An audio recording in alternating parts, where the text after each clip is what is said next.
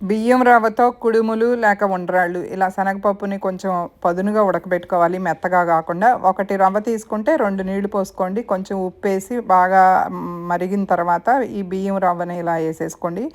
బియ్యం రవ్వ అంతా చక్కగా ఈ నీళ్ళల్లో మగ్గి ఉడకాలి. చక్కగా ఇలా మూత పెట్టేసేస్తే చక్కగా ఉడుకుతుంది. మధ్య మధ్యలో తిప్పుకుంటూ ఉండండి. అవి పూర్తిగా ఉడికిపోయి దించే ముందు ఈ శనగపప్పుని వేసేసి కొంచెం నెయ్యి వేసేసి అలా మూత పెట్టేసి ఉంచండి. స్టవ్ ఆఫ్ చేసేసి మూత పెట్టేసి ఉంచండి. కొంచెం జీలకర్ర వేసేసుకొని ఈ కొబ్బరి వేసిన తర్వాత మొత్తం కలిపేసుకుంటాం వరకే, కానీ పెద్దగా మనం పొయ్యి మీద ఉంచాల్సిన అవసరం లేదండి.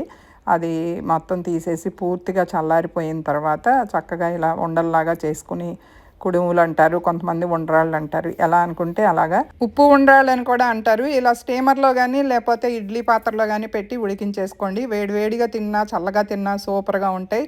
దీనికి కాంబినేషన్ సాంబార్ కానీ అల్లం చట్నీ కానీ.